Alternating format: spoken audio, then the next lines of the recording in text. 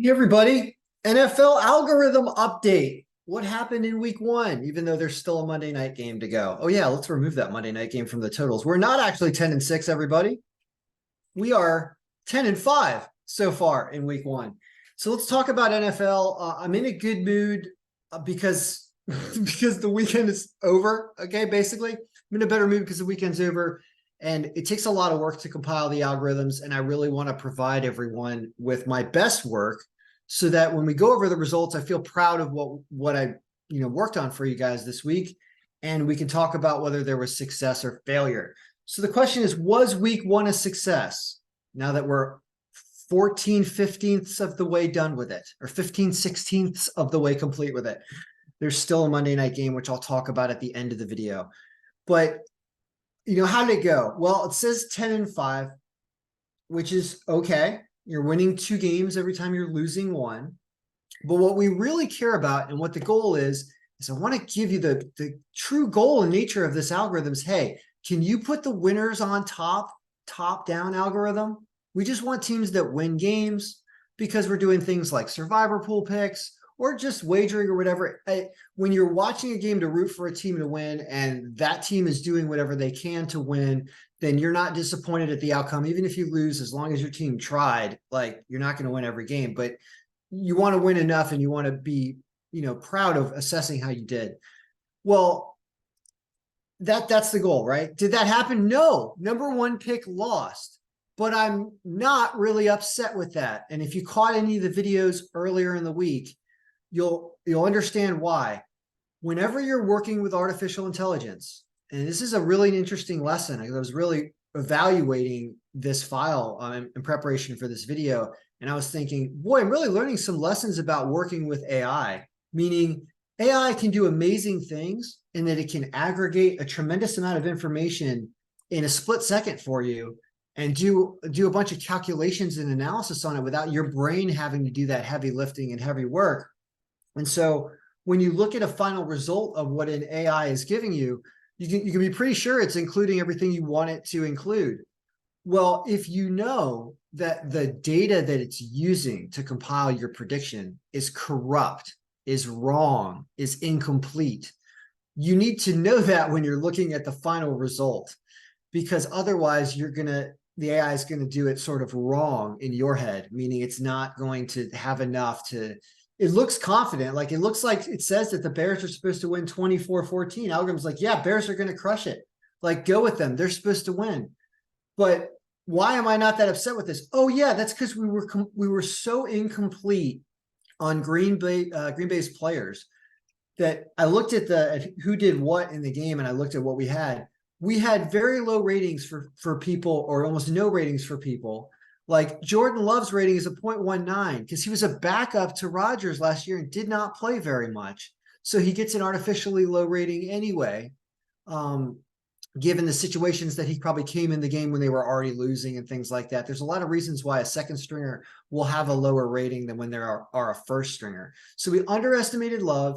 And then people like Luke Musgrave had a really good game.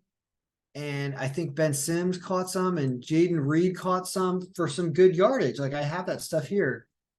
Basically, you can see that the receiving yards, 86 yards for Jones. So he really outplayed himself with receptions and running on the day. 41 yards and 86 receiving.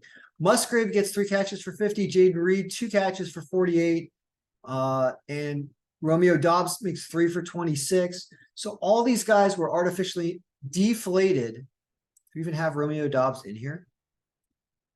He was questionable. Look at that. He was questionable and he played okay.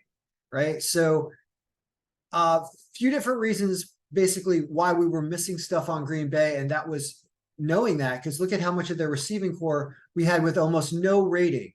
Right. So we were really underestimating them. But there was nothing we could do because those guys were brand new. Like, we could have put fake numbers in there, but I was just guessing. So in order to look at the algorithm as a whole, you had to know you were artificially deflating Green Bay's score by missing their receiving core.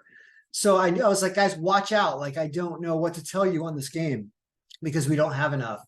Now, I, of course, included it on my wager anyway, because I went with the whole just shut up and listen to the algorithm part of this. Be like, all right, Ken, you're deflating these teams' points, But at the same time, they're showing up as number one and they're brand new. So they're not all going to be great, yada, yada, yada. I went with the Bears anyway and lost.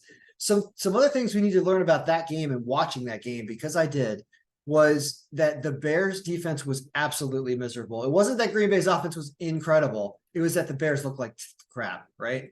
And then they started off by not being able to convert on a 3rd and 4th and short at the 50-yard line to start the drive of the game. They weren't having it. Justin Fields' rating is inflated if you look at what his rating is. So what we learned is that the Bears are not a force to be reckoned with this year. They got some serious problems. 0.57 didn't work out. This is the thing with the rushing quarterback, is the rushing quarterback dilutes in value rapidly because they run around and they get injured so much, because getting tackled and getting hit really, really hard wears on your body, and in events, not in weeks and years, which is why football is such a rough sport and the composition of these rosters change all the time. So Justin Fields' rating apparently inflated. Green Bay, not a bad team. The Bears defense, terrible. And there you have a loss right off to start off the list. Well, I'm not going to worry too much about it because we didn't know what this Green Bay team was. All right. And the win score percentage understood that Green Bay should be better. So there's that too, when you're looking at win score percentage, because to look at actually how we did by win score percentage, let's do that, is we actually change the filter on this. And we say the label filter is greater than not projected a margin of victory, but win score, which is going to screw up our point projections a little bit, but we see what it does. So we have a worse day at 9-6, meaning we don't do as well with these games down here when you look at just win score. But for example, we win at the top of the list, which is kind of interesting. This is very interesting. This looks good. So we are definitely going to pay attention to win score when we look at the main list. All right. Now we just went back to projected margin of victory look. So a team with a negative win score lost, and we didn't know. All right, well, it happens. The other ones, I'll go through quicker. Jacksonville comes back and manages to win and outscore in this game. So do we get this game right at a magnifier of, let's say, 7? So now we're going to change the projected score and try to get it to equal this exactly by changing this. 7.7 maybe? Well, that's kind of close. 8. So this just saying that there were more points than we thought in this game. We get it pretty close at 31-19 and a magnifier of 8. So we basically did have the disparity of these two teams kind of correct. That's the way I look at that. If you think about how you analyze how it did, it'd be like, all right, well, Jacksonville took advantage of Indianapolis's defense about as much, a little more than we thought, creating a more scoring game. Indianapolis's response was about right. However, this was a close game in the 4th quarter. And so when you look at, there was some late scoring in that game. So it was closer to this, where instead of 13, Indianapolis had 21 at this point. And then Jacksonville had to come back and score enough late to win the game, which they were able to do. So in that sense, I think we perhaps overestimated Jacksonville's defense when you're looking at Indianapolis at home, is maybe what happened in this game. But it's a win regardless, and it's pretty acceptable given our range of score and what actually happened. That when Jacksonville had to turn it on, they walked over Indianapolis, I guess. Philadelphia led at this game 16-0 at one point. This prediction looks incredible at a 5.5 magnifier. I mean, that's amazing, given that the overall, when you look at this prediction, first of all, number one, this was the survivor pool pick. I said go with Philly or Washington as your survivor pool. They both won, but I did say number one was Philly. And in the pick list, I have it here saved. So when you got the file from me, it shows you that it was Philadelphia, was the team that we went with the algorithm's survivor pool. As you can see, it's on top. Technically, you could have gone with Jacksonville too. You would not have wanted to go with the Bears. That was obvious because we knew we were light on Green Bay. And I never once mentioned the Bears. I actually said, don't do it as a survivor pool pick if you listen, as well as not doing Kansas City, by the way, who lost already in this week. Next, let's keep talking about these games. So Philadelphia, unbelievable prediction. We get their points exact and almost exact on the Patriots. We predicted 42 points. Actual were 45, the over-under. You can see we barely miss, but that's why you don't kill yourself over unders because it's about, how much did this team win? Philadelphia only had to win by 3.5 and they win by 5. We thought they would do that, and apparently they did cover right here. Okay. So everything I would say is great in the prediction for this game. The Washington game, also a very good prediction. We said 21-14. It was 20-16. And that includes 2 terrible turnovers out of Sam Howell in the first half of this game. He got, sacked and fumbled for an easy touchdown where the guy just a big fat dude just landed on it like a birthday cake and just put it right into the end zone for a point. And he threw terrible interception and tried to throw a few more bad interceptions. So the one thing to be taken from watching this game was that there's definitely a difficulty at Washington quarterback, but the team's got a lot of heart, and Arizona is awful. So, so you like betting against bad teams, and you like betting with really good teams. And betting against Arizona is something we're definitely going to look at going forward in this file because they are still bad. And Washington wins. Now, so we're doing essentially pretty darn good. I would have called this a successful week, and I'm not calling it a successful week, by the way. I would call it a successful week if the Chargers had won against Miami. This was frustrating. What are we learning about this game? And did the algorithm do a good job? I would say the algorithm did an acceptable job here because it understood that this was going to be the highest scoring game of the week. If you look at projected points and you look at which game had the most projected points, it was this one at 46.8. Well, they lose 34-36. So up the magnifier on this game even more. And voila, you probably get it, right? Yep, here it is. So what happened? So at a magnifier of 7, we have the Chargers winning 34-26. Well, what happened? They lost, and they have absolutely no defense at all. I was checking the score of this game on my phone because it was the last one of the day that I needed to win money on my round robin. My round robin that I had, this is why I'm a little annoyed at week 1. I had the Bears because I shouldn't have taken them. I had the Jaguars, I had the Eagles, I had the Commanders, I had the Chargers, I had the Browns, I had the Falcons. Those are the 7 I took because I just read the algorithm straight down and said, hey, algorithm, you going to win on a round robin? And I bet the 4s on the 7-team round robin. I needed to go 6-1 to win. I just about broke even and lost a tiny bit of money. I lost about 10% of the wager, going 5-2. And it was all about the Chargers. I was making like 4-1 on my money if the Chargers won this game, basically 4 or 5-1. And they lost, and they have no defense at all.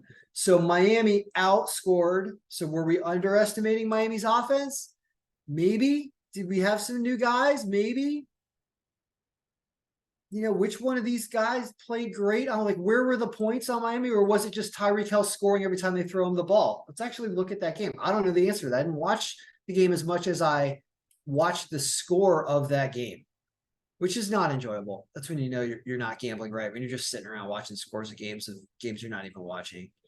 And so I don't know, and I haven't watched the highlights, but in this game, what happened? Tell me. It's going to show me the Chargers. No, I don't want to see the Chargers. I want to see the game. Yeah, we want the box score of that game. It's right here.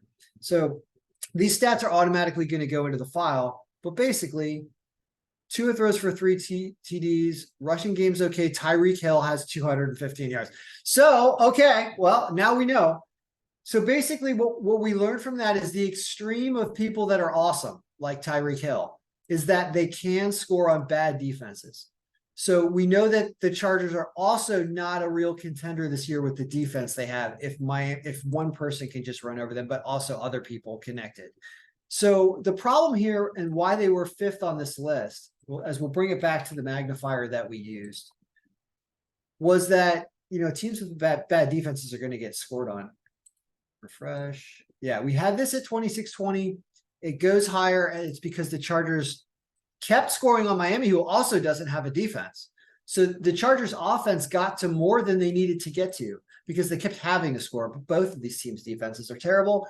And betting on any team to win when they have a bad defense is a difficult thing in football.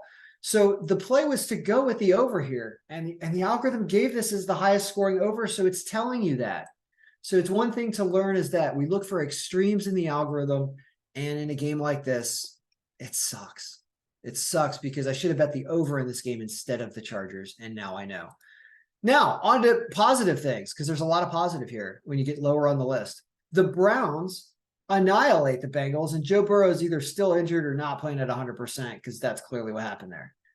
Browns hit their points, win this game at an underdog line. This is the first time the algorithm beats the odds makers straight up. It's also the first time it attempts to beat the odds makers straight up with an underdog, and they win. Other than the Bears that were close, but remember, we weren't incorporating enough Packers, and we knew that. So it's really the first time anything like that happens, and they win, so that's success. Next, Atlanta, success. Carolina, bad. You know, teams that are bad teams. These teams are bad. And they lose because Atlanta's not great either. And this game was kind of close till the fourth quarter, but voila, you get it essentially correct. Other than Carolina's offense is even worse than we thought. We probably gave too much of a percentage to their quarterback, right? We probably gave too much to Bryce Young at even a 0.15, perhaps, or they just don't have an offensive line. They're just not a good team. So another successful pick. Okay, we're rolling. Baltimore. Somehow this is not that bad of a prediction other than Houston scores less, right? So Baltimore's defense holds up at home more than normal. So we're just off by, it's pretty close. We just give Texans a little bit too much, but that affects your spread, which is why I don't worry about games with terrible, terrible lines, because you can't ever beat the spread, everybody. Yeah, they covered. Yeah, they managed to win the game. The actual margin of victory, I don't keep that anywhere. I need to add that in here about what the actual margin of victory was. But as you can see, they don't cover the spread. And so that just makes it difficult. But you could have played them to win, and you get the minus 450. There was that. So not a terrible pick, not perfect, but it's okay. Now, here was something interesting. I intrinsically thought the Steelers were going to win against the Niners. And to see this and the Niners just rocket and Pittsburgh to be terrible at home was a surprise to me. And it wasn't that much of a surprise to the algorithm. And the odds makers had this correct as well. So Pittsburgh was not getting a lot of respect, but it was even worse. So this is one where I would have thought I was going to bet the Pittsburgh, but I didn't. I didn't bet anything in this game. But the Niners win. So once again, algorithm does pretty good. Now we get into trouble. Sunday night.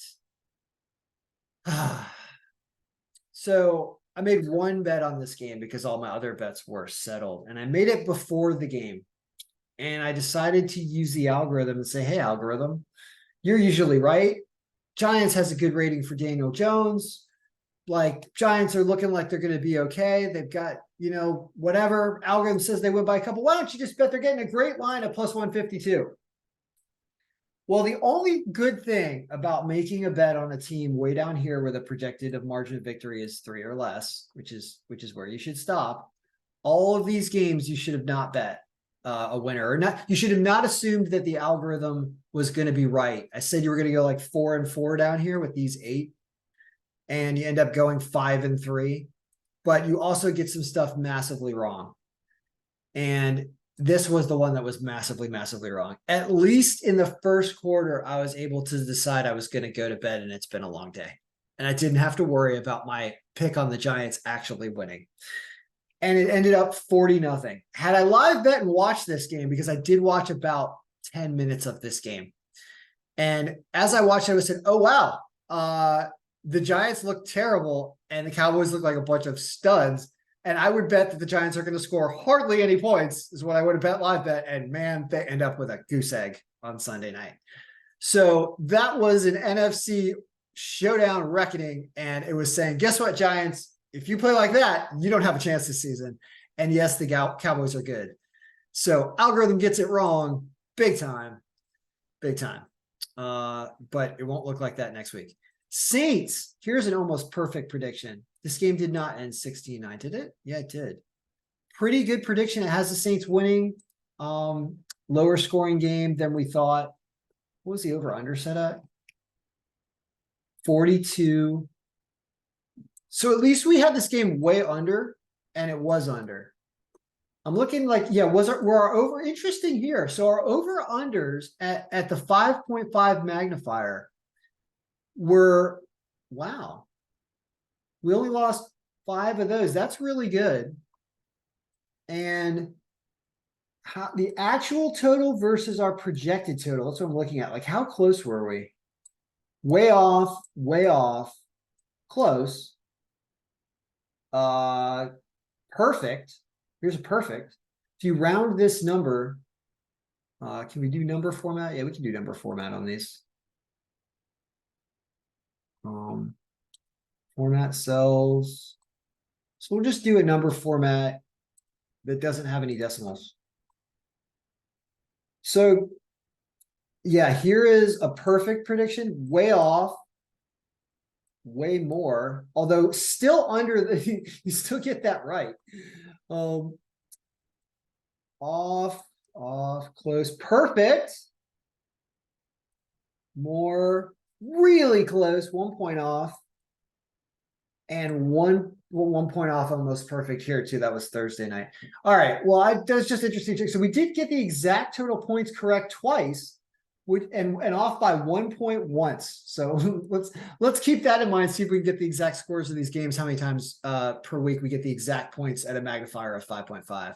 2 out of 16 is pretty good. I think if you bet the exact points in the game, which I'm sure is a bet, you're going to get more than 16 to 1 on that most of the time, I would imagine. And to get 2 out of 16 means you would have won 2 of those, and that would have paid quite well if you had done that with the algorithm. Anyway, let's keep going, because the Giants lost. The Saints was a pretty good prediction. And I just want to know, I wanted to get to what we're learning about these teams and anything for next week, because next week's going to be extensive work bringing in new stats and everything. So I'm not going to have anything till Wednesday for those that subscribe, not even Tuesday, because there's too much work going on. And I also have to do a video about college football and do the same thing with college football, which is a lot more work because it's brand new. So I'm not revisiting this again until Wednesday for those that are, subscribers and watching. Now, finishing this off, Minnesota stinks. Yep, they blow this game to Tampa. At least we had this game down here and the score just flipped. Raiders barely win against the Broncos. Here's another underdog the algorithm had it as a 1 point game, ended up being a 1 point game. That's a really good prediction here. Seahawks lose to the Rams. Notice we had this as a 1 point game and way down here. So here's one where the odds makers really thought the Seahawks would win. They also really thought the Vikings would win. And when you take a look at these games in terms of who the odds makers had, let's look at that quickly. It's another way to look at how we've done against the odds makers. Ascending by money line. And keep in mind, the odds makers had these teams down here where it's an underdog. So what that means is that look at the odds makers losing with Minnesota, losing with Seattle, teams that we never considered betting on, and then losing with the Chargers. So we had the Chargers a little bit higher up than the odds makers were at like 5th. And man, they just blew it with no defense. But man, that game killed me. Oh, that sucked. All right. Anyway, Seahawks lose, but we had it there. And then we have the Thursday night game. So for all those who stuck this out, it's not a success in week 1 because we've got to not make this mistake. I've got to put fake stuff in here for Green Bay and do it appropriately so that they're not this distorted. And that's kind of my fault, even though I told you that's what I did. And yada, yada. That's week 1. Sorry. Like, you can only put so much effort into this before you're like exhausted. So that's week 1. What about the Monday night game? Keep in mind, it's still week 1. Well, I remember talking about this game, and I remember saying things like, we have no idea what's going to happen because with questionable injuries changing around, this score flipped around, and we don't know who's going to win this game. The over-under is set at 45. We think it goes a lot less than that. And I believe that simply because while Rodgers has a great reputation and is a good quarterback, he's also old. And while he's going to be pumped up to play this game, We don't have a good rating in here for him, actually. We've got all these wide receivers. We've got Hall questionable. We had all those questionable people on Buffalo, and Buffalo is known for having good defense as well. And maybe that's one of the reasons why it's putting a lower scoring game up here. Actually, it says everybody's healthy now. And they have Stephon Diggs. Man, this is tough. Well, we know that we don't know how the Jets, normally a not great team, respond to having a lot of expectations all of a sudden on them. And while this is a Monday night game and it doesn't know who's going to win, it does drastically say that it's under 45. And that's because it's a Monday night game and people expect scoring, and people expect scoring out of Rodgers. And nobody wants to get caught holding the under in this game. But the algorithm says that's where the value is, and that this game has to go up over a magnifier of 0.7 probably to get to 45. Yeah, it's got to get to 0.7 to get barely over 45, and it's got to go 24-23. Now, that, of course, seems totally possible because you've now got more expectations on this game. But empirically, it says that Buffalo's defense probably will be better.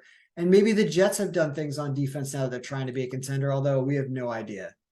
So the algorithm is saying that the optimal play is the under because you've got an 8-point cushion with it, and you have only a 1-point cushion with who wins this game.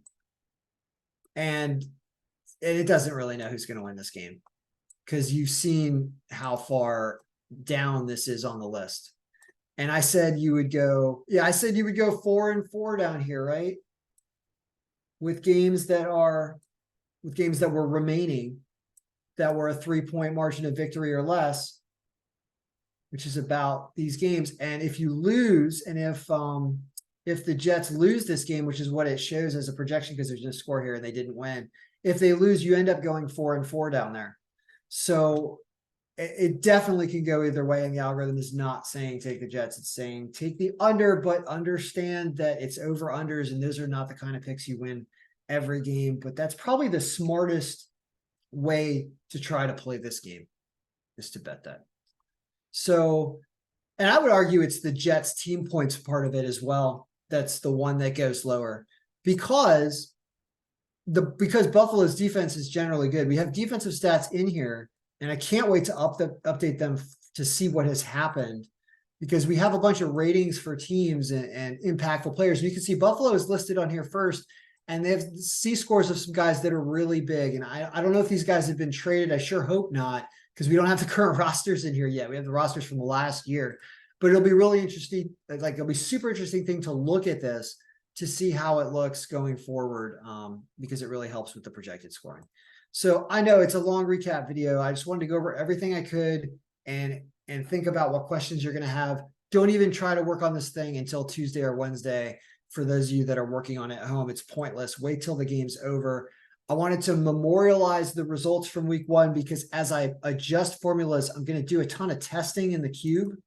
And as I do testing here in the cube, what's going to happen is we're going to not freeze the projections. I'm going to try to get this stuff even better by using the stats from week 1 and adjust things. But it's super complicated because you can't just flat out use season stats right now.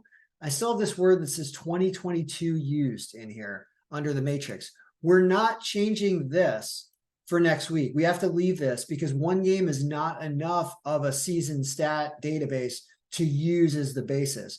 We're going to replicate this matrix, this table here.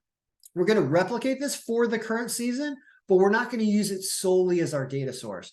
And so it's difficult for me to explain how to update the algorithm until about week 4, because I end up doing this mishmash of both seasons at a time. And I try to craft some unique formulas to compare the weights and ratios of numbers that we are using, so that we're not totally using this season, but we're somewhat using last season. I'm mixing the two a little bit. It's just not an exact science. It's a lot of me just programming and trying to get stuff to work right. So I just can't explain totally everything I'm doing. But once this is done, and in week 4, this is going to be the current season stats only. in this sheet, and that's coming from the standing sheet. So like basically this is the other thing that's not going to be from this season entirely yet. We're going to emulate the standing sheet, bring in the current season stats. There will be no ties, so it doesn't paste in here perfectly because there are no ties yet in this season, which is something I'll explain in a how tutorial video, but this is not a how-to tutorial. This is just going over the algorithm for week 1. So for all those out there that want to start updating it for the next week, just hold on, just relax. Hold on, wait till later in the week. And yeah, it's going to be difficult until about week 4. And then after week 4, it's super standard and it's easier to update. And there are more reliable results because we've got more of a season in there. So we are not calling this week a success. We are calling this week an average week 1, and we'll root for the under tonight. And we'll just probably watch a fun football game. And that's what I would recommend to do. So good luck. I hope your picks won last week. And I hope we continue to work on this and make it better for the future, because that's what we do here.